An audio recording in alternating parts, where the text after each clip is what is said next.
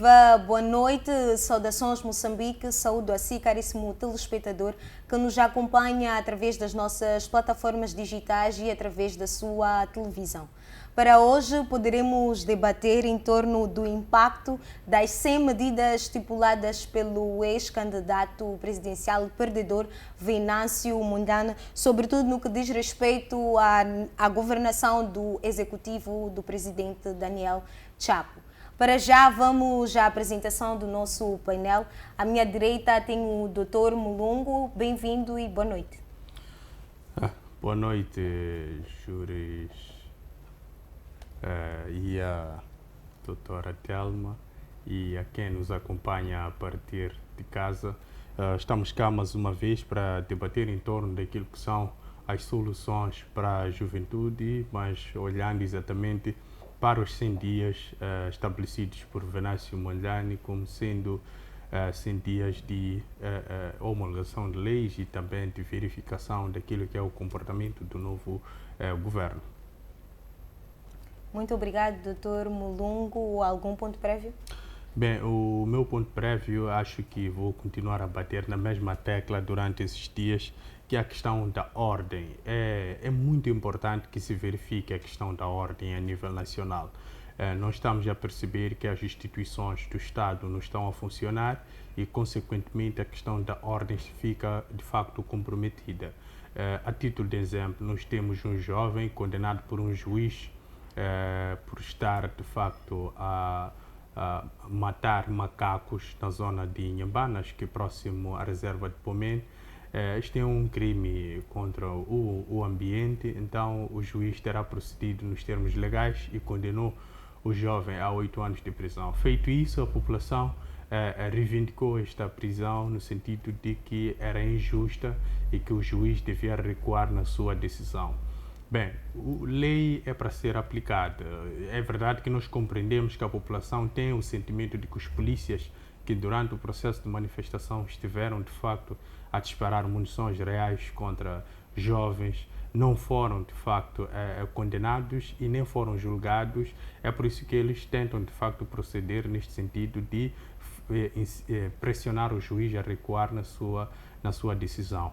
Tal como o polícia que tirou a vida a um jovem na manifestação e tal o jovem também tirou a vida a um macaco, ambos são criminosos. É verdade que cada um com um peso perante a sociedade, mas ambos não deixam de ser criminosos e ambos são suscetíveis a qualquer tipo de penalização. Eis que o juiz procedeu, de facto, de uma maneira legal, sob o ponto de vista da lei. Muito obrigado. Avanço com a doutora Telma. Seja bem-vinda. Muito obrigada, Jurisperícia. E gostava de saudar ao meu colega do painel, o Dr. Mulungu, e a todos os moçambicanos que nos assistem. E agradecer ao programa por mais uma vez cá estarmos para debatermos e propormos soluções diante dos desafios que o país encara perante esta governação paralela em que temos as medidas do governo Sombra, do ex-candidato presidencial Venâncio Mondlane e o atual governo que acabou de se formar. Então, cá estamos nós.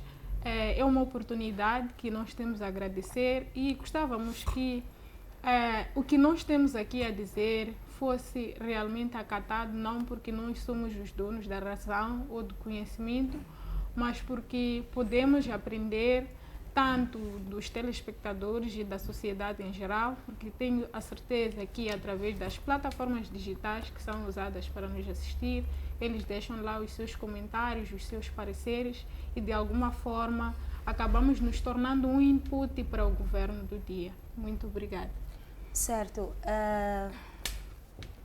O Venâncio Mondlane, por meio de um decreto sombra, terá promulgado medidas que estarão vigentes por 100 dias no país. Considerando que já temos o presidente eleito, o Daniel Chapo, as mesmas medidas estão a impactar diretamente no processo de governação executiva do Daniel Chapo. Um exemplo disso são os protestos em reivindicação ao reinício daquilo que é o pagamento das portagens, a reivindicação sobre os preços do cimento e, sobretudo, os produtos de primeira necessidade. A pergunta que coloco à doutora Yolanda: que soluções o Executivo deve tomar que não impactam diretamente o empresário local e os cidadãos para trazer a normalidade da situação? Bem, muito obrigada pela palavra. Relativamente a esta questão, eu diria que uma das medidas que devem ser tomadas, não só pelo governo, mas sim pela sociedade em geral, contudo, estamos num debate em que temos que olhar principalmente nas soluções que possam impactar positivamente ao governo atual sob o ponto de vista de crescimento e desenvolvimento econômico e transformar esses desafios em oportunidades. Primeiro, eu acho que a medida que poderia ser tomada seriam algumas medidas de aceleração econômica. Há sensivelmente um ano, houveram algumas medidas de aceleração econômica que reduziu-se a taxa do IVA para os agentes comerciais para que impulsionassem-se o empreendedorismo, para que as pessoas que têm a necessidade de empreender sentissem-se incentivadas a empreender. Mas aquela foi uma medida de aceleração econômica e agora estamos diante de uma situação em que, diante daquelas medidas de aceleração econômica que incluiu a baixada do IVA para os agentes econômicos, agora estamos numa situação em que temos que olhar o IVA em duas perspectivas, porque o sistema tributário moçambicano tributa tanto o agente econômico como o consumidor final. Então, diante desta situação, eu acho que talvez por uma reunião do Conselho de Ministros, por um decreto presidencial, pode-se pensar numa medida em que pode-se reduzir o IVA para algumas áreas sociais, reduzir ou isentar até uma certa idade. Eu falo de uma certa idade porque estamos aqui à busca de soluções que impactem a todos os moçambicanos, mas especialmente para o jovem. Algumas atividades de caráter social que eu poderia aqui mencionar, talvez seria a educação, o incentivo à habitação. Percebi que no âmbito destes protestos inclui-se também o material de construção, sobretudo o cimento. E quanto à questão da educação, o Estado não consegue oferecer educação para todos. Então temos aqui institutos privados. Os institutos privados são geridos por alguns agentes econômicos que empreenderam e também esperam algum retorno. Eles pagam salários, pagam toda a equipe que faz a gestão e a manutenção da instituição. Então, se o agente tem um IVA por pagar ao Estado e o consumidor final também tem um IVA por pagar, neste caso o estudante, por que não isentar o IVA no pagamento das propinas, por exemplo? É uma das soluções que eu poderia aqui elencar. É jovem. Poderia ser um pouco difícil, mas eu não acho. Se o jovem está interessado, disse que aqui em Moçambique o jovem é até 40 anos, mas podíamos tentarmos ser mais laico quando se trata de questões de benefícios para não prejudicar o Estado. Dizer que um jovem dos 18 a 30 anos, quando chega para comprar um material de construção, pode ser isentado do IVA. Por que eu falo isso? Porque o que acontece é que o jovem em Moçambique não desenvolve porque passa a vida toda a aumentar passivos. O que são passivos? Passivos são contas a pagar. Tens escola por pagar, tens uma casa de renda por pagar, tens escola dos seus filhos, porque nós fazemos filhos, uns ainda na casa dos pais, outros fazem filhos na casa de aluguer, tem os produtos de primeira necessidade, neste caso falo de alimentação, que as pessoas devem colocar na mesa. Então, estamos num estado em que a vida do jovem acaba e o jovem não tem espaço para ter ativos. Ativos, me refiro à fonte de renda. Fonte de renda, o espaço para ter um salário que lhe permita investir. Bom, as pessoas mais ricas, elas não são tão ricas porque elas já têm dinheiro. Porque o dinheiro, na verdade, é para ser multiplicado. Isso é uma questão de educação financeira. Para quem tem uma boa educação financeira, não precisa de tanto dinheiro para investir. Mas se o governo é o primeiro a ter uma mentalidade empreendedora, uma mentalidade de capitalizar os recursos que tem, eu acho que isso poderia ser simples. Digo isso porque alguém perguntaria-me, ela já imaginou o impacto que isso terá nas receitas do Estado? Automaticamente isso pode reduzir muito a receita do Estado quando nós sabemos que a maior parte da população em Moçambique é jovem. Então, se isentamos o pagamento do IVA a esta classe, o Estado vai sair lesado. Mas eu poderia trazer aqui uma abordagem sobre isso. Nós temos aqui um Estado que, para mim, Moçambique não é um país pobre. A pobreza de Moçambique reside no capital humano, porque se é um país que é rico em minérios e recursos energéticos, recursos energéticos e vários recursos naturais que podem impulsionar o desenvolvimento, como a madeira, como as areias pesadas, como o granito, o carvão mineral. Temos uma indústria extrativa que nos permite uma potencialidade de desenvolvimento econômico. Então, mas o que acontece é que Moçambique, sendo o proprietário desses recursos, o que é que ganha? Só ganha 32%. Já imaginou os restantes porcentos são das empresas que estão aqui a fazer o trabalho de exploração. Você é o dono do recurso e fica com menor porcentagem, porque alega-se que aqui não temos a mão de obra qualificada para operar nestas áreas. Há políticas que o governo implementa para estas áreas. Uma das políticas que o governo coloca é que nos primeiros 5 anos, porque esses projetos são de longa duração, alguns são de 20 e 25 anos. Nos primeiros 5 anos, 40% da mão de obra pode ser estrangeira devido à experiência, porque não há experiência. Mas à medida que os anos vão passando, vai baixar para 30% até chegar aos 10%. E isso é uma política. O que o investidor chega? Quando procura a mão de obra local, diz que a mão de obra local não é qualificada. E o moçambicano, o jovem moçambicano neste caso, ele é sujeito a fazer o trabalho mais pacato que existe naquela instituição. E a renda que ele vai receber é muito baixa. A responsabilidade social também que é feita diante destas atividades poluidoras, sobretudo, porque a indústria mineradora também tem impactos ambientais muito elevados. Eu acho que os 32% que são deixados não cobrem para poder responder a estas consequências ou a este investimento que é feito. Moçambique é um país que é muito atrativo em termos de investimento estrangeiro. Desde o ano 2000, várias empresas mineradoras como a Total, a Sasol, a Kenmare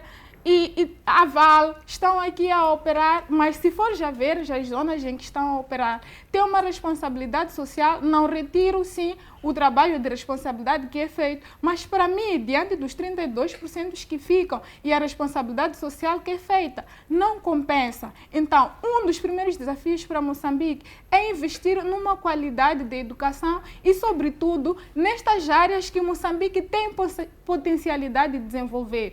Nós damos cursos de história, damos cursos cursos de história, cursos de artes visuais. Não digo que isso não dê dinheiro, mas estamos numa era em que nós temos que promover cursos de engenharia tecnológica, temos que promover cursos de geologia, temos que promover cursos de engenharia industrial, temos que promover cursos que nos ajudem a suprir as nossas necessidades. Porque além da questão do capital humano, que nós até podemos dizemos que temos muitos licenciados, mas a questão da qualidade que é exigida não é aquilo que é necessário para poder operar nestas áreas.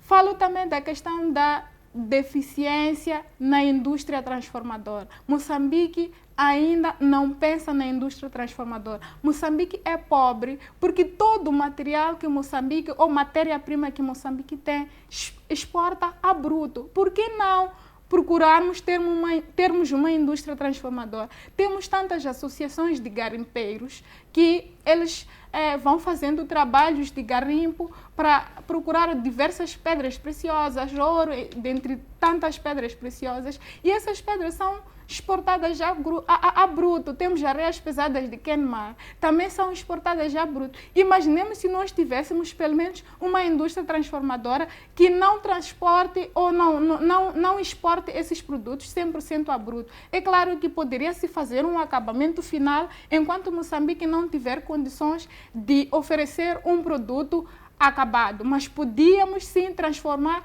para melhorar o valor do produto que nós oferecemos. Com isto pode-se sustentar o Banco de Desenvolvimento, pode-se criar um fundo que vai financiar aos diversos projetos para permitir que hajam estas isenções e acalmar a população.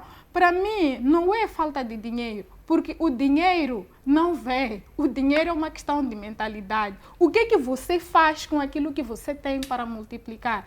Se você está diante de um problema maior e consegues resolver este problema, o impacto da sua resolução é muito maior que um problema menor. Então, para mim, esta turbulência toda é uma oportunidade de o governo fazer diferente. O extraordinário sai quando o desafio é enorme. Quando é algo comum a ser feito, não é nada de extraordinário que teria sido feito. Muito obrigada.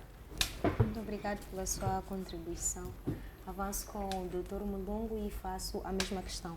Que soluções o Executivo pode tomar de modo que essas medidas não impactem de maneira direta o empresário local? Bem, eu ouvi aqui a doutora Telma levantar o assunto do IVA. Eu acho que o IVA ele pode ser isento na aquisição de algum tipo de material por parte do empresário, ou seja, facilitar o processo de aquisição do empresário para que este consiga colocar o produto final na sua banca a um preço acessível. Agora, no processo de compra deste produto por parte do jovem, eu acho que já pode-se aplicar IVA, mas haverá sim aquela percepção de que o preço ele está relativamente baixo comparativamente a outros tipos de mercado, porque nós, para sabermos o nível de preço, é porque usamos uma base comparativa. Então, comparativamente, se calhar por aí podemos alcançar esses preços desejados. Mas é preciso compreender certas particularidades. Nós temos a questão do salário mínimo. A questão do salário mínimo agora com a tabela salarial única, acho que ela está em volta de 8.000 meticais. 8.000 meticais, nós estamos a falar de uma aquisição de um caminhão, uma carada de areia de cerca de 18.000 meticais. Depois de pedra, por aí 21 a 23.000 meticais. Então, para um jovem que recebe 8.000 meticais, isto significa que tinha que ficar mais ou menos 1 a 2 anos para conseguir comprar uma carada de areia e mais 2 anos para conseguir comprar uma carada de pedra. Então, há um custo de vida elevado. É preciso compreender isto, que o custo de vida é elevado, mas temos que compreender isto através do salário base, não os salários altos ou os salários médios, porque a maioria das pessoas oferem aquele salário, que ele é muito baixo. E nesses 2 anos, temos que fazer um cálculo baseado em uma situação de aperto por parte deste indivíduo, ou seja, tem familiares que não adoecem, não tem renda por pagar, ou seja, é um indivíduo que vive, se calhar, na casa dos pais, mas não tem ainda muitas contas por pagar. Então, numa outra vertente, nós temos que olhar para uma consciência política, ela virada para soluções. Esta consciência política virada para soluções, ela de facto iria nos trazer soluções para os jovens, no sentido de chamar os jovens para uma mesa de diálogo e compreender através dos jovens o que é que eles pretendem e qual é a direção que eles precisam tomar para que as coisas melhorem. Por quê? Nós estamos a atravessar uma crise a nível nacional e esta crise ela tem influência direta a uma crise internacional. Então, no meio deste ambiente, eu acho que há uma parte desta juventude que compreende essa influência direta da crise internacional que afeta diretamente o mercado interno. Vou dar aqui um pequeno exemplo. Há 10 anos atrás, nós tínhamos o dólar numa situação de um meticais, ou seja, $1 estava para 25 meticais. Depois conseguimos chegar até 35 meticais no dólar. Mas hoje em dia nós estamos numa situação em que $1 ela está para 62 meticais. Então, isto, olhando assim de uma forma superficial, parece que subiu o dólar. O dólar não subiu. O que aconteceu é que a nossa moeda desvalorizou. Então, quando desvaloriza a moeda, nós perdemos a capacidade de compra. Então, os preços também, a nível do mercado, eles vão sofrer uma certa inflação, porque a nossa capacidade de compra, ela reduz. Então, se nós começarmos a perceber esses fenômenos todos, nós vamos ter aqui um espaço para, de facto, responder a essa questão de custo de vida por parte dos jovens. E essas reclamações que nós estamos a assistir até os jovens começarem, de facto, a forçar alguns empresários a estabelecerem preços desejados por essa juventude. Mas não pode-se estabelecer um preço desejado pela juventude, mas também não pode-se estabelecer um preço desejado pelo empresário. É preciso estabelecer um preço que, de facto, reflete aquilo que é a aquisição, até aqueles procedimentos todos de cálculos que são feitos para a margem de lucro. Então, por aí nós podíamos compreender que há algo justo no meio disso, porque nós percebemos que é justo quando a coisa nos beneficia, e quando ela não nos beneficia, ela tem a tendência em ser injusta. E fora isso, o governo precisa fazer pressão às empresas internacionais que entram a nível do nosso mercado, principalmente as multinacionais, que têm este compromisso de desenvolver o local onde elas são alocadas, porque todas elas são alocadas em zonas francas, zonas isentas à taxação aduaneira, ou seja, elas não pagam nenhum imposto por estar a operar naquela área. Então, elas têm uma responsabilidade social. E essa responsabilidade social, muitas das vezes, não é visível. Então, é preciso que o governo crie um mecanismo de pressão e de controle desses feitos por parte das multinacionais, ou seja, cobrar e também relatar, porque não é só cobrar e ficar no silêncio, é preciso relatar. E o relatar não é relatar diretamente para o chefe do governo, que é o presidente Daniel Francisco Chapo. É preciso relatar para todos nós moçambicanos, ou publicar, seja nas televisões, nos noticiários, publicar isto para que todos nós tenhamos o domínio da informação e percebamos que a ponte, a estrada, a escola, a farmácia, na zona onde está Kenmar, ela de facto já foi construída. Então chegamos a uma fase em que a Kenmar só precisa fazer uma manutenção, ou se calhar pode contribuir ainda mais.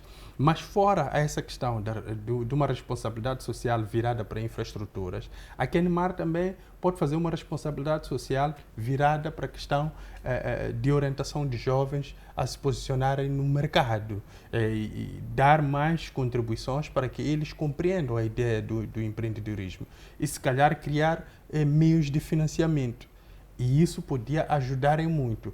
Não se explica ou não há nenhuma explicação palpável para a Mosal estar a operar na zona onde está e ainda termos uma estrada que é conhecida como Estrada da Mosal esburacada.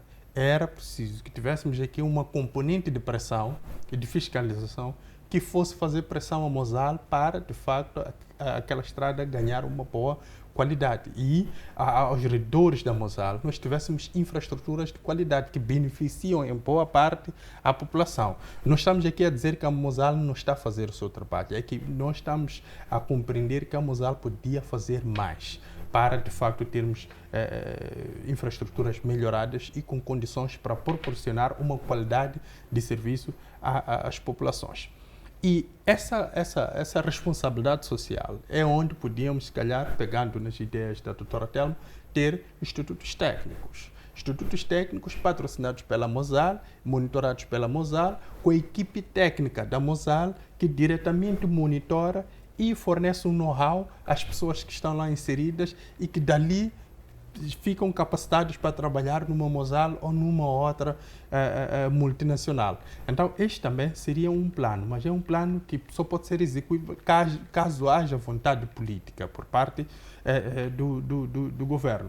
Então, essas questões todas, elas devem conhecer uma abertura por parte do governo do dia para que, de facto, tenhamos jovens esclarecidos, mas também um governo que tenha uma abertura para que, de facto, haja uma orientação.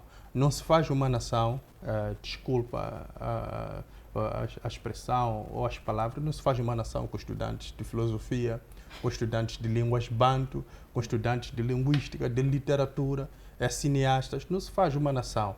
Esses são os complementos da construção de uma nação. São importantes para a questão da estabilidade social, mas para a questão de aquisição de produtos de primeira necessidade, esses elementos não são importantes. Os mais importantes são as áreas técnicas que lidam com o saber fazer, o mecânico industrial, o engenheiro civil, o engenheiro ambiental, o engenheiro químico. Olha, se nós hoje, com esta tomada de posse, é um exemplo, com essa tomada de posse de Donald Trump e com as medidas todas que ele tomou de suspender os canais de financiamento da África, principalmente em matérias de saúde, se eclodir uma Covid-19 hoje e afetar a África, nós ficamos à mercê, porque a maior indústria farmacêutica mundial está nos Estados Unidos da América. E se os Estados Unidos da América têm os canais fechados, nós íamos entrar numa situação em que tivéssemos que produzir nós próprios soluções para responder a esta pandemia. Então, como produzir isto se nós não temos engenheiros químicos, não temos biólogos, não temos pessoas preparadas para lidar com estas áreas? Então, é preciso começar de uma base. Moçambique não vai amanhecer amanhã, dia 30 ou 29, com engenheiros. É preciso que hoje haja um plano e este plano inicie até conhecermos uma determinada finalidade. E vem mais uma consequência que nós vamos conhecer. Há essas ONGs que atuam no nosso país com este posicionamento do governo Donald Trump. Elas vão sofrer porque não terão financiamento. Então teremos muitos irmãos nossos desempregados. E este desemprego vai transformar ainda mais o mercado de emprego em Moçambique mais feroz. E quanto mais feroz ele ficar, mais instabilidade terá o governo do dia. É só recordar as palavras do saudoso presidente Samora Machel, quando ele dizia: enquanto os pobres não tiverem comida na mesa, os ricos não terão sossego. Então, é mais ou menos por aí que sempre será. Então, é preciso que o governo compreenda que há uma necessidade de aproximar o jovem da causa do nosso Estado, que é a construção de Moçambique próspero para todos nós. Certo, muito obrigada, Dr. Mulungu. Continuo ainda consigo. Considerando que após as manifestações passadas, Moçambique enfrenta um declínio econômico, acredita que a isenção do IVA pode ser um acelerador econômico? Em que medida? Bem, aqui podemos pegar duas crenças. Há uma crença de que se calhar isenção para incentivar o empresariado, ou seja, vamos pegar, por exemplo, a classe que sofreu vandalizações e saques. Para recuperar aquela classe, o Estado podia abrir uma exceção. Eles fazem importações e não se cobra nenhuma taxa, até eles conseguirem restabilizar aquilo que é a sua capacidade a nível dos armazéns. Temos essa vertente, mas é possível também que o Estado assuma a partir de agora que deve subir o IVA dos 16 agora que nós temos para 20, com vista a ter mais capacidade de ter aqui uma cobrança de taxas um pouco elevada que possa possibilitar o Estado ter mais finanças. Mas essas são duas visões que neste momento requerem de facto aqui uma reflexão profunda por parte do Estado e principalmente por parte de todos os economistas envolvidos na tomada de decisão e os financeiros, porque isto não é algo que se leva de ânimo leve. Estamos aqui a falar de diminuição de taxas. Temos que compreender até que ponto isso vai impactar nas finanças a nível nacional. Estamos a falar aqui de uma subida do IVA até 20 para quem está a comprar o produto final. Até que ponto isto vai impactar na vida daquele cidadão? Então, Estas são visões que, se calhar, com um estudo feito por parte dos financeiros, eles possam dar uma resposta fiável para este problema social. Mas a solução, se calhar, esta ideia de fazer com que o empresário possa, de facto, buscar o produto com isenção de taxas, ela é mais real que a outra de aumentar o IVA, se calhar, para 20. Se formos a ver alguns produtos que entram a nível nacional, que entram através de Ressano Garcia, eles são produtos de baixo custo em termos de aquisição, mas quando chegam a Ressano Garcia, pagam taxas muito elevadas, então o preço dispara. Então era preciso que o governo conseguisse, de facto, aqui conseguir monitorar isto para estabilizar os preços. Estabilizando os preços ia fazer com que a economia, de facto, tentasse aqui voltar a um ritmo um pouco assim desejado. A título de exemplo, nós tivemos ontem uma decisão do Banco de Moçambique, baixou as reservas obrigatórias. É verdade que é importante, porque no universo de um banco que tinha, no final do dia, depósitos de 100 milhões de meticais, se assume que devem ser 10%. Tinham que ser ali 10 milhões de meticais para o Banco de Moçambique, ou seja, é um dinheiro que dá ali uma espécie de segurança para os bancos comerciais, no caso de o cliente do banco fosse lá fazer um saque, um levantamento de alto nível. Porque o dinheiro que resta, ou os 90% que sempre restam, ou a outra percentagem que resta, é para fazer empréstimos no mercado, é para fazer girar a nossa economia. Então, cada vez mais que se baixa as reservas obrigatórias, o banco comercial ganha mais capacidade de fazer funcionar o nosso mercado, ou seja, ela tem capacidade de inundar ainda mais o nosso mercado. Mas, neste momento, o que nós estamos a perceber é que com essa redução das reservas obrigatórias, nós teremos, de facto, o Estado como sendo o maior cliente no mercado dos bancos comerciais, ou seja, será o nosso Estado moçambicano, através da emissão de bilhetes de tesouro, a ir atrás deste valor, a pedir empréstimo à famosa dívida pública, para, de facto, conseguir responder aqui setores cruciais ou, se calhar, também pagamento de salário. Então, estas são decisões a nível econômico, financeiro, a nível nacional, que são muito sensíveis, então precisam de uma reflexão profunda, e não é de noite para o dia que se faz esse tipo de decisões que lida exatamente com estes setores. Muito obrigada pela sua contribuição, Dr. Mulungu. Doutora Yolanda, faço-lhe a mesma questão. Falou anteriormente que a redução da taxa do IVA seria uma medida, uma solução aceleradora, assim, que é da economia. Em que medida? Bem, a redução do IVA, para mim, seria uma medida aceleradora da economia numa perspectiva em que reduz-se para o agente econômico. Por quê? Porque se reduz, estaria a ser redundante, se reduz, automaticamente o agente econômico tem a possibilidade de oferecer o produto a baixo custo. Então, se o agente econômico tem a possibilidade, porque nós não vamos, o Estado não precisa se preocupar com isso. Nós temos entidades reguladoras, temos as instituições que fazem inspeção dos preços no mercado. Se o Estado entra na economia como um agente regulador e cria esse espaço de redução do IVA no agente econômico, é claro que vai inspecionar todas as atividades econômicas para saber se os preços no mercado estão regulados ou não. Aí evitamos espaço de monopólios, evitamos espaços de especulação de preço, porque são nesses momentos que o Estado deve intervir como o agente regulador da economia. Eu sou por uma economia liberal, em que todo mundo tem a possibilidade de investir, de pensar num negócio, de empreender.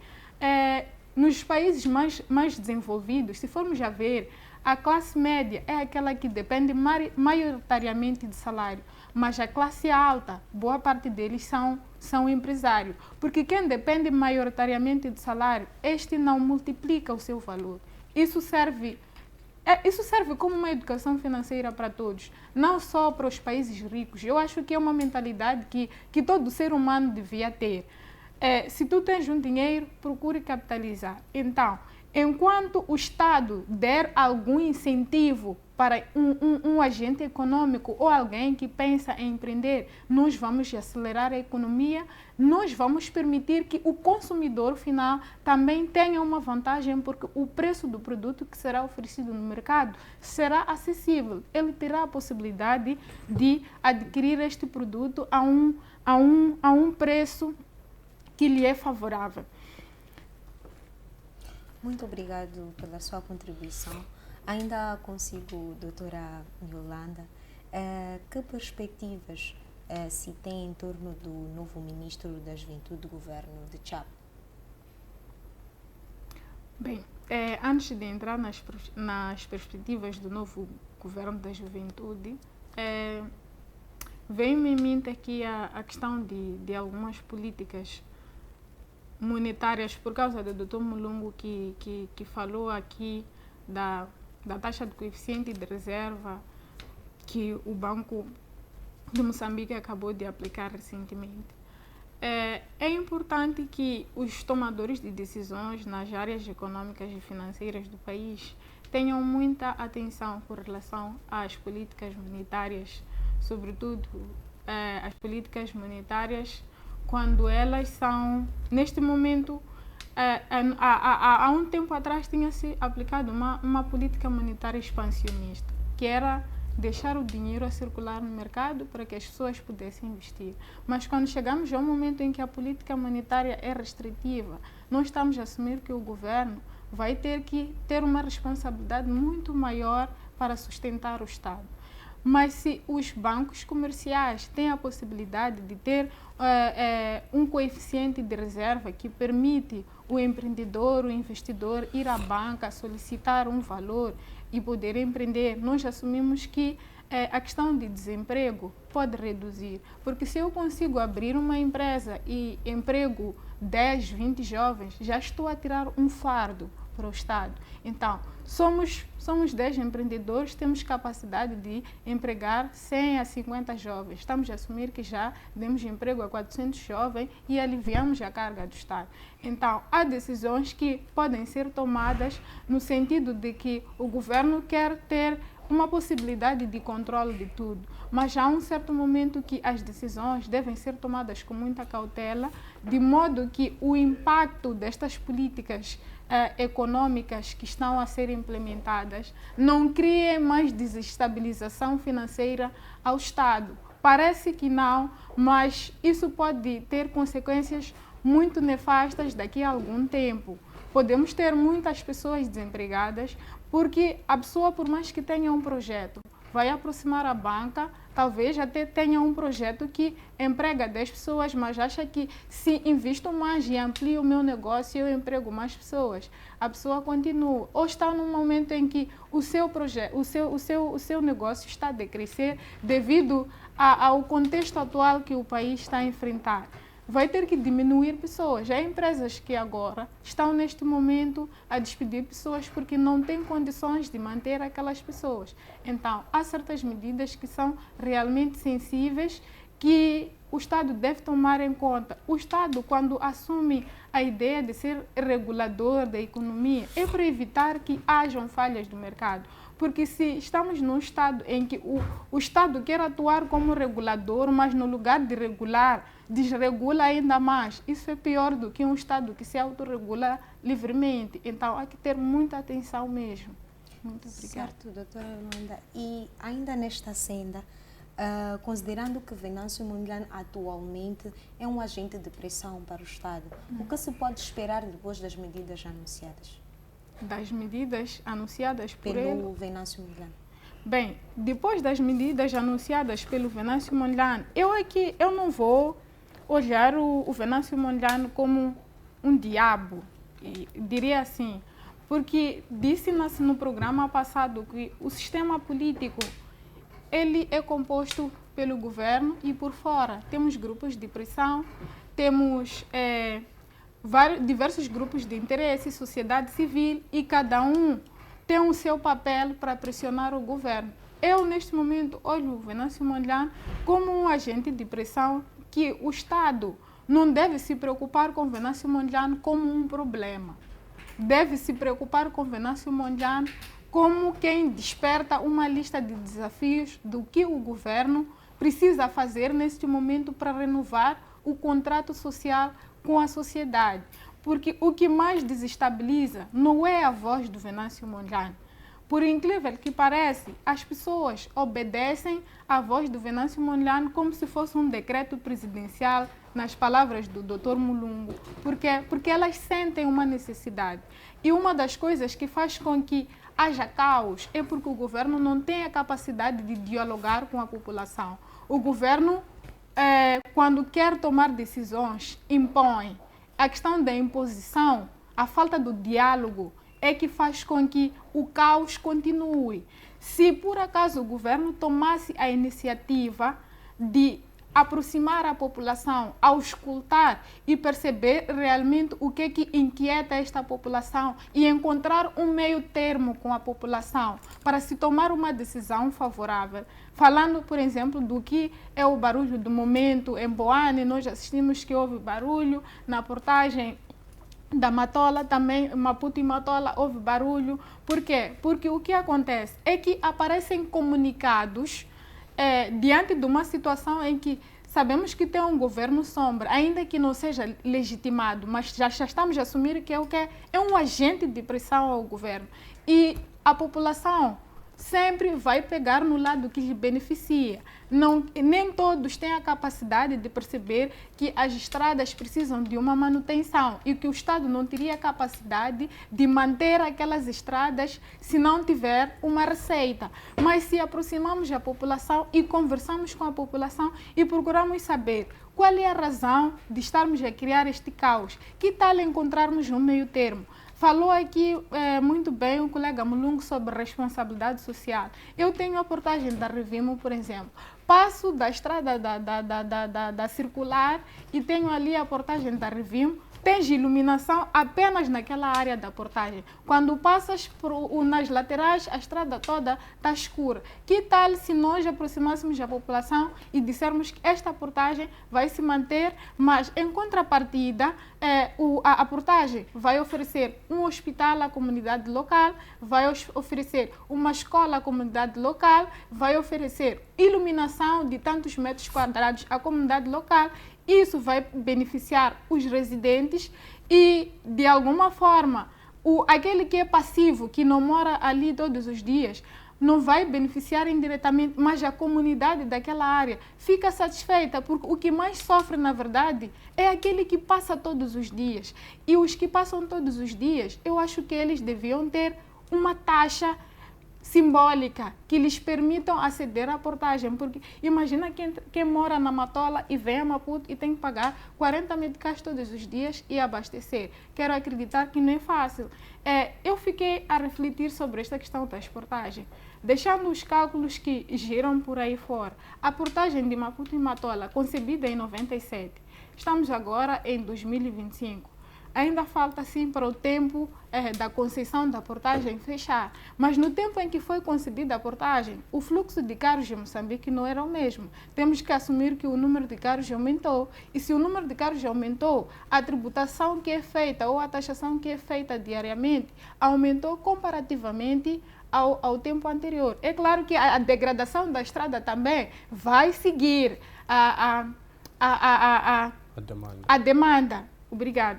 Então, mas mesmo assim temos que assumir que a rentabilidade aumentou. Se a rentabilidade aumentou, por que não, à medida que os anos vão passando, acho que faltam apenas 3 anos, podíamos reduzir agora que estão 40 meticais, assumindo que a renda, não sei se triplicou ou já está 10 vezes mais aquilo que foi a taxa fixa do tempo da concepção da portagem. Podia-se diminuir, por que não 25 meticais? Eu acho que se coloca-se 25 meticais, conversa-se com a população e também se estabelece acordos contratuais que permitam que a responsabilidade social desses agentes econômicos que operam seja mais visível, seja mais notória na comunidade, perdão. Isso tudo pode parar, tudo depende da forma como o governo vai atuar diante desses desafios. A capacidade comunicativa, a capacidade de negociação com os seus parceiros de negócio. Muito obrigada. Muito obrigada. Dr. Mulungu, avanço consigo com a mesma questão, mas feita de maneira diferente. Venâncio Mondlane é sim considerado atualmente um agente de pressão para o Estado e ele possui ou está na frente deste governo sombra, podemos assim considerar. Após essas medidas que vigoram por 100 dias, o que é que se pode esperar? Bem, tem certos detalhes que devem ser averiguados nessa questão de governo de sombra. Aqui, o governo de sombra ele é eficaz no Estado democrático. No Estado democrático ele funciona como uma espécie de pressão ou como uma espécie de preparação para o governo que vai assumir o Estado no próximo mandato. Ou numa outra vertente funciona também como sendo um governo paralelo, ou seja, aquele que serve de instrumento que orienta o governo principal, ou seja, o governo principal percebe que o que vem deste governo de sombra é possível aproveitar alguns pontos e, de facto, vai buscando certos subsídios para orientar a sua governação. Agora, quando este do governo de sombra está inserido num Estado autoritário ou com características autoritárias, encontra dificuldades. Encontra dificuldades porque há uma percepção de que este governo de sombra é uma ameaça. E a partir do momento que tu olhas para o governo de sombra como uma ameaça, você começa, de facto, a dar tiros no escuro, como se diz na gíria. Por que eu digo isso? É que as decisões que tu vais tomar é no sentido de combater o governo de sombra. Então tu viras as tuas atenções já não é com o povo, não é governar de facto, é lutar contra um governo de sombra. Então aí o risco é ficarmos 5 anos ou um mandato inteiro a assistir aqui uma discussão entre o governo de sombra e o governo estabelecido. E outro porém, que eu acho que devia se buscar aqui, são subsídios muito ricos. Eu acompanhei, de facto, a questão da portagem da ponte Maputo-Catembe. Tem detalhes. Há uma senhora que, de facto, ela dizia de forma categórica: eu sigo as ordens do meu presidente. E o jornalista perguntava: quem é o seu presidente? Ela disse: é o Venâncio Mondlane. E ela disse: não, o presidente... E o jornalista disse: não, o presidente é o Daniel Francisco Chapo. Disse: não, esse eu não reconheço. Então, essas informações são elas muito cruciais para o governo do dia, para pegá-las e usá-las ao seu favor. De que forma? Pegava-se aqui as entidades como a Revimo, como a TRAC, e aproximava-se a essas entidades à população. Aproximando-as à população, recolhia-se ou colhia-se as sensibilidades destas populações, no sentido de perceber que, olha, qual é o ponto de situação que esta população defende para a funcionalidade, ou quais são os condicionalismos que a população levanta para a funcionalidade das portagens. Ou seja, podemos reduzir o valor, podemos estender um período, que se calhar esses supostos 100 dias do Venâncio Mondlane sem pagar. Não, aqui podemos encontrar se calhar um meio termo, a população dizer: olha, não, nós assumimos que 10 meticais podemos pagar por viatura. Pelo fluxo das viaturas é possível satisfazer a questão da manutenção e a questão também de pagamento de salário das pessoas que trabalham ali, tanto a fazer cobranças e os outros também a guarnecer o local. Então, isto é que falta muitas das vezes no nosso governo. Uma lei e uma decisão às políticas públicas, a sua implementação, ela não pode ser uma imposição, porque tu tens um campo fértil para fazer uma auscultação popular, perceber as sensibilidades, entender o que é que as pessoas querem ou precisam e depois fazer essa lei entrar em vigor. Vamos lá, há uma situação simples. Imagine que o governo decida hoje que, a partir de amanhã, o saco de arroz passa a 3.000 meticais. O saco de arroz de 25 quilos passa a 3.000 meticais. De facto, todo o mercado terá que assumir o preço de 3.000 meticais. Mas será que os moçambicanos estariam de acordo com este preço? Então é preciso perguntar a quem você está a governar ou a quem te emprestou o poder para você lhe representar, se ele concorda com isso ou não. Então, falta esta cultura democrática, ou seja, nós estamos dentro de uma democracia, mas nos falta o elemento principal, ser democratas. E ser esse democrata significa que vamos respeitar esse contrato social que está estabelecido em John Locke, Rousseau e muitos outros pensadores. Ou seja, quando eles pensaram nessa questão do contrato social, eles não estavam a olhar de uma forma unívoca para o governo, numa situação em que ele governa impondo leis ou impondo políticas públicas. Eles olhavam para isso num ambiente de troca de informações, onde as decisões vão beneficiar um ou outro. Onde é que se beneficia o governo? O governo se beneficia porque ela vai garantir a sua permanência no poder, vai garantir com que seu partido político consiga uma manutenção do poder depois de 5 anos. E o povo vai beneficiar daquela lei porque ela é justa na sua percepção. Então é preciso fazer esse tipo de TPC para implementar. O Venâncio Mondlane, ele não é um instrumento, não é uma figura que está a usar o povo como instrumento para fazer pressão. Ele é uma figura que serve de instrumento para o povo fazer pressão ao governo do dia. Ou seja, numa primeira fase, assim, tivemos um Venâncio Mondlane que instrumentalizou o povo moçambicano para seguir aquilo que eram os seus ideais ou a sua causa. Mas neste momento o jogo ele está alterado, ou seja, o tabuleiro está alterado. Nós temos um Venâncio Mondlane que é um peão por detrás de uma rainha, e a rainha é o povo que faz pressão e faz de facto uma cobertura para que este peão tenha um campo de visão seguro, mas também um espaço de manobra formidável. Então, nós temos que perceber a partir daí que o jogo, a política a nível nacional já sofreu uma alteração. Então, é preciso que o governo compreenda que é preciso uma nova forma de fazer política. E esta nova forma deve ser respondida ao detalhe. Detalhes como aproximar a população, explicar que a TRAC precisa funcionar por este e aquele motivo, porque isto nos beneficia até este nível. Imagina a frustração do indivíduo que vive na zona do Fomento, ou vive no Língamo, na Casa Branca, na Liberdade. Para esta pessoa sair da sua residência até a escola de Lhanguene ou a zona da junta, tem que pagar 40 mil de caixa. E só vai usufruir uma porçãozita de uma estrada que já existia. A N2 já existia.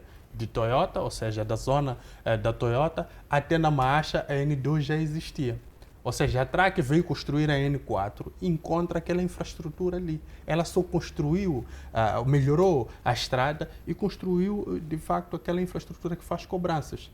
Então, isso é frustrante. Nós conhecemos a estrada velha que passa no Mercado Santos e vai até a ponte de Matola Rio.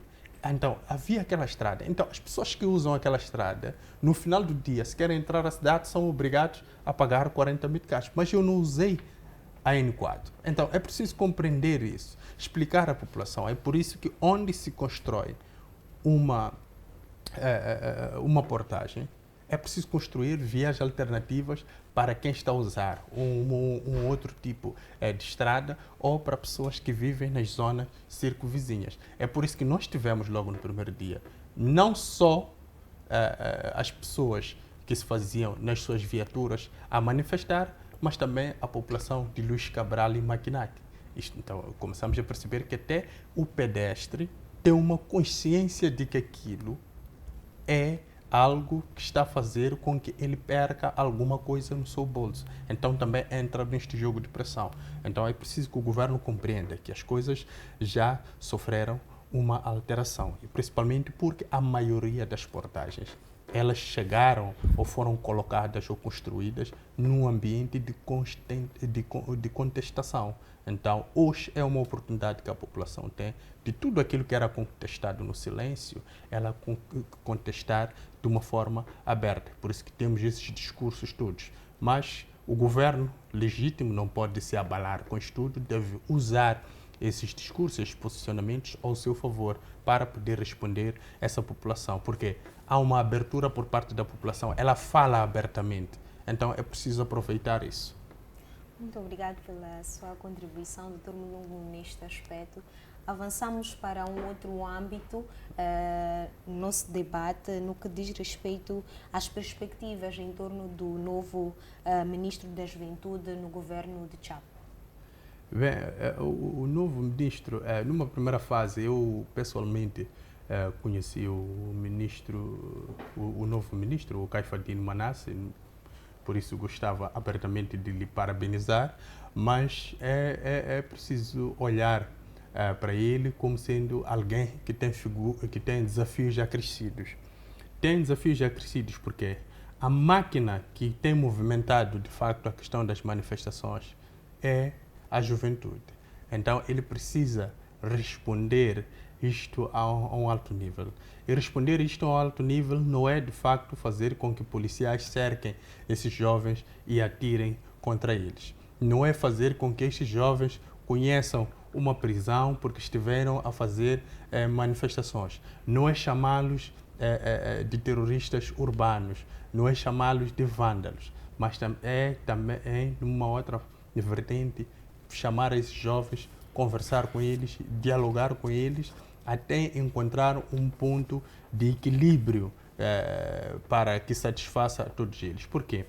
Dentro daqueles jovens que estão, de facto, ali a fazer as manifestações, tu tens vários quadrantes sociais. Então, é preciso compreender que uma decisão, ela pode refletir-se em alguns e não em outros. Então, é preciso uma decisão que ela, de facto, espelhe todos os anseios neles. Então, esses são os desafios que o ministro, Sua Excelência, como foi nomeado pelo Presidente da República, Caifadine Manasse, tem ao seu ponto. É verdade que está no meio a muita polêmica, porque dos nomes que foram levantados ontem, é o nome que é conhecido na praça.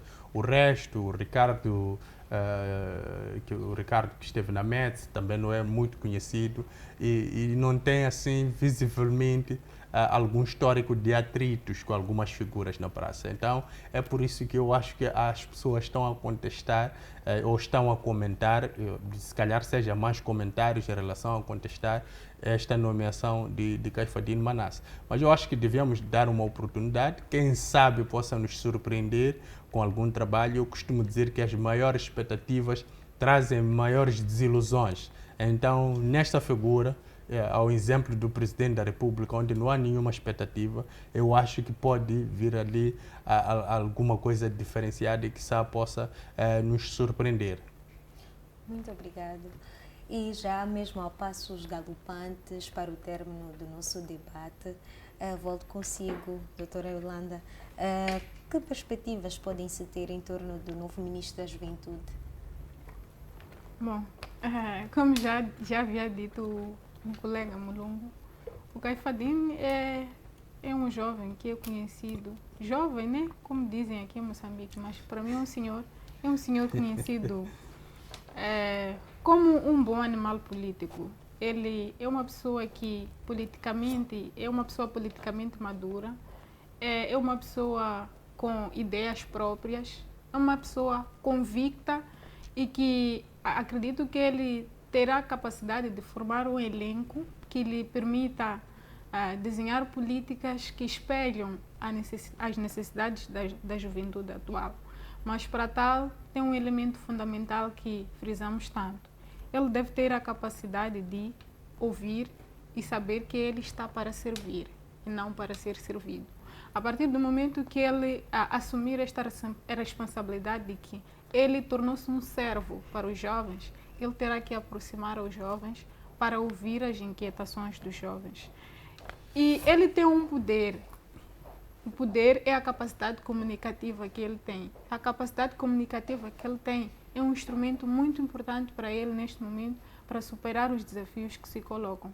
É claro que ele tem eu acredito, poderia assumir o risco de dizer que ele tem um dos maiores desafios na atualidade, porque a maior parte da população em Moçambique é jovem e a maior parte da população que se queixa sobre o custo de vida é jovem.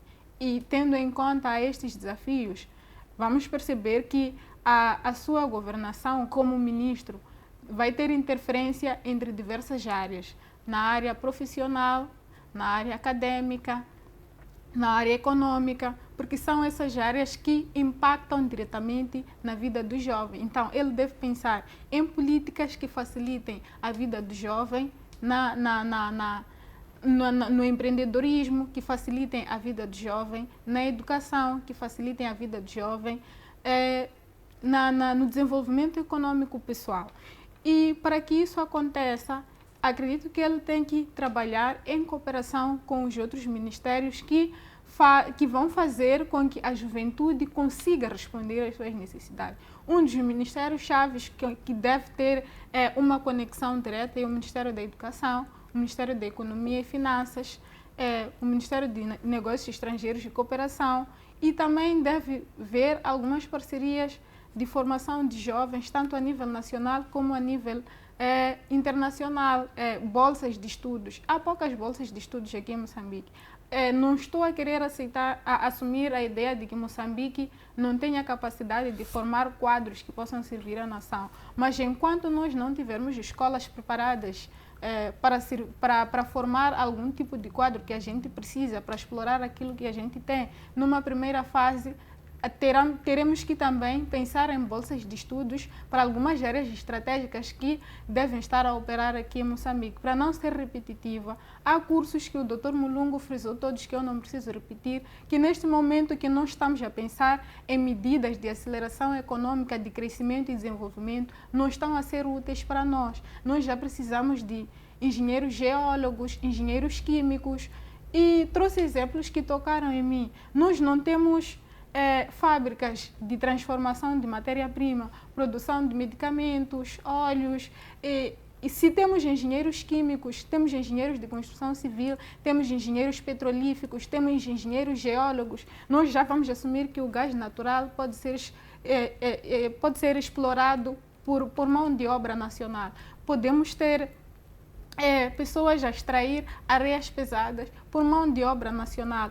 Pode-se extrair carvão mineral por mão de obra nacional. Mas isso tudo só vai acontecer quando o governo devia pensar em políticas que vão abraçar estes jovens de modo a responder não só às necessidades da classe juvenil, vão responder às necessidades do país como um todo, sob o ponto de vista financeiro, sob o ponto de vista econômico. Sim, desculpa, só para acrescentar aqui, nós esquecemos de um ponto muito importante, a questão do desporto.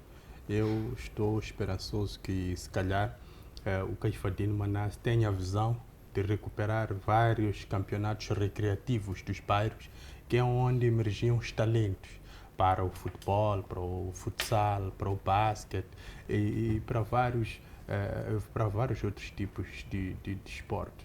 Hoje nós não temos referência no nosso desporto, já não temos uma Lourdes Mutola, já não temos, se calhar aqui, uma figura sonante que possa de facto servir de emblema para o nosso desporto. Então é preciso abrir canais que nos permitam buscar talentos, porque os talentos andam nos bairros, estão adormecidos. Por quê?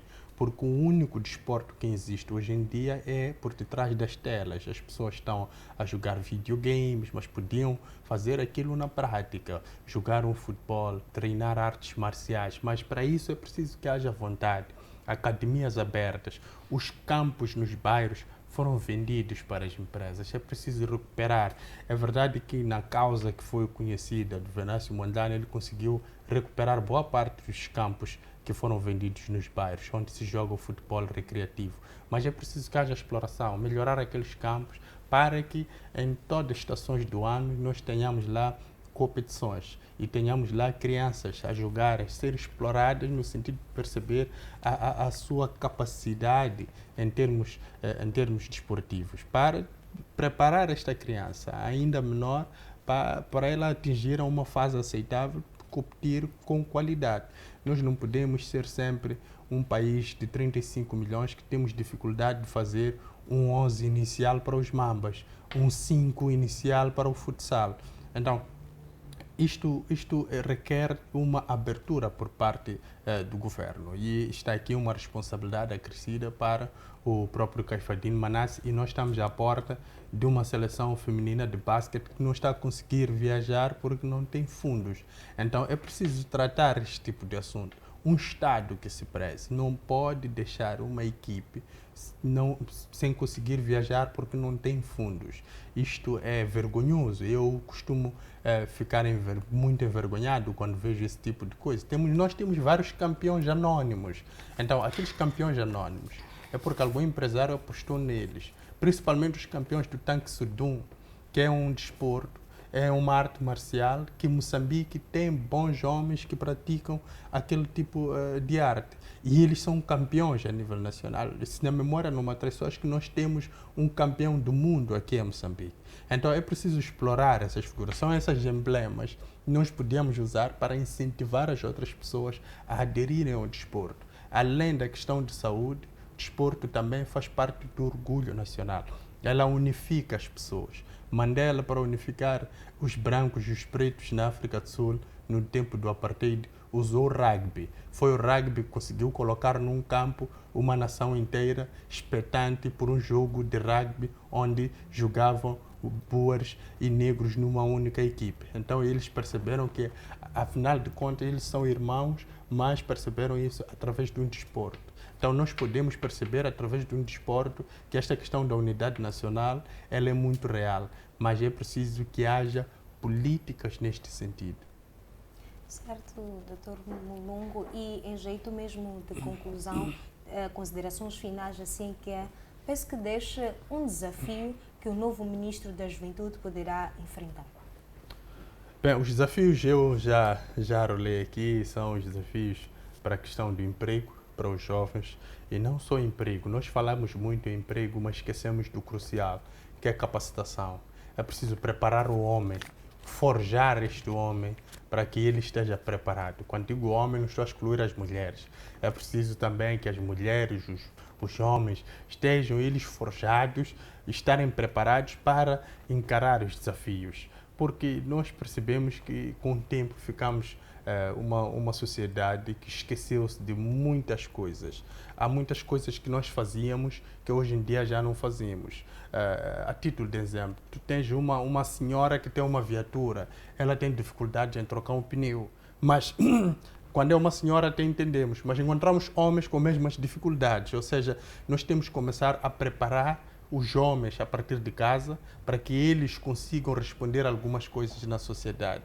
Não podemos criar homens de escritório, não podemos criar senhoras de cozinha, temos que criar homens que sabem fazer trabalhos básicos, criar mulheres que sabem fazer trabalhos básicos. Ninguém no futuro quer casar com um homem que só sabe estar no escritório a assinar documentos. Ninguém no futuro quer casar com uma mulher que não sabe cuidar de uma família. É preciso que haja preparação. E essa preparação não pode existir com utopias. É preciso que haja uma forma fria de preparar as pessoas para que elas estejam preparadas para os desafios que advêm por aí. Então, este é uma oportunidade que o Caifadine Manasse, a sua equipa, também a Ministra da Educação, tem neste momento para, se calhar, poder responder a mais alto nível, porque temos que resgatar isto tudo. Os nossos pais sabiam,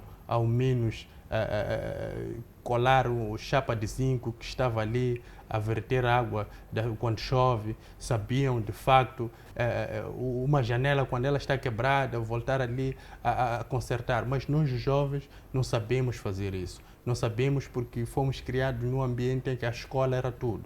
A escola, ela não é tudo. Ela dá o conhecimento, mas não te dá experiência. A experiência temos que buscar a partir de casa. Então é preciso que isto tudo seja resgatado e nós voltemos a ser homens e voltemos a ser mulheres, como sempre fomos. Muito obrigada. De igual maneira, em jeito de considerações finais, gostava de pedir à doutora Yolanda um desafio assim que o novo Ministro da Juventude poderá enfrentar. Quanto à questão dos desafios, talvez estaríamos a ser um pouco repetitivos, porque os desafios foram arrolados, mas talvez eu diria que é uma sugestão ou é uma proposta de solução. Eu acho que o governo atual, sobretudo o Ministro da Juventude, deve ter uma mentalidade empreendedora. Se ele tiver uma mentalidade empreendedora, ele terá a capacidade de pensar em políticas que construam um jovem com a capacidade de produzir ativos, capacidade de investir, capacidade de pensar em ter receitas e não contas a pagar.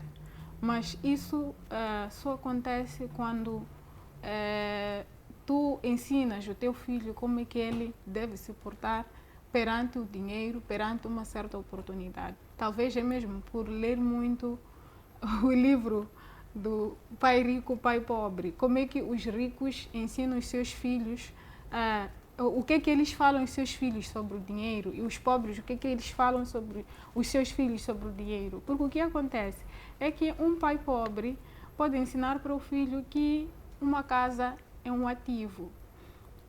É um ativo dependendo da cultura e dependendo da região em que a pessoa mora. Passa a vida inteira, ganha um dinheiro e procura construir uma casa. Para mim, pode ser uma solução passar a vida a construir uma casa, que depois de terminar a casa, eu vou morar por 5 anos depois de terminar, enquanto ao longo da vida eu juntava aquele dinheiro para construir aquela casa. E vais ver que a mente do filho do pai rico, o pai rico pode ter lhe ensinado que tenha uma casa que a renda da casa te custe 10% do seu salário, para que o resto do dinheiro tu investas e tenhas mais ativos. Com o tempo, depois de tu teres multiplicado os teus ativos, criar as tuas marcas e patentes, ter os teus empreendimentos, porque eles ensinam a multiplicar a renda. Tu não dependes apenas do salário, nem de um empreendimento. Tens vários empreendimentos. Depois de colheres a receita de todos os empreendimentos, tu tens a casa, mas aquela casa também não é o único ativo que tu tens. Eu até posso ter uma casa muito grande, não porque eu queira morar nela. Eu vou arrendar, ela vai ser um ativo para mim, não vai ser uma casa para gastar. Eu posso morar numa casa menor. Razão pela qual parece que os ricos são muito mais simples que os pobres. Ele pode andar de bicicleta, pode usar uma sacolinha e não uma bolsa cara, porque para eles isso é o de menos. Mas eles têm dinheiro e o dinheiro deles serve para multiplicar. Então, ele tem que ter esta mentalidade e também deve desenvolver políticas de aceleração econômica que incentivem a este jovem a pensar desta forma. Porque até pode ter ideias, mas se ele não tem onde buscar dinheiro para investir, ou as políticas que são impostas para que o jovem pense desta forma não lhe facilite. Falo disto porque numa situação em que teu salário mínimo é de 8.000 meticais e tu tens que pagar a renda de uma casa de 3.000 meticais e colocar pão na mesa, o que sobra para este jovem? Então estamos a dizer que estamos a construir um jovem que passa a vida inteira a construir passivos, contas a pagar e nunca tem a possibilidade de ter um ativo. Muito obrigada. Muito obrigado, caríssimo telespectador que esteve a acompanhar-nos. Muito obrigado aos colegas do painel pela presença e pela colaboração, pelas contribuições, assim que é. É desta maneira que encerramos o nosso espaço de debate, com a esperança de voltar mais vezes com temas que impactam a sociedade e que são de interesse a nível nacional. Boa noite e até mais.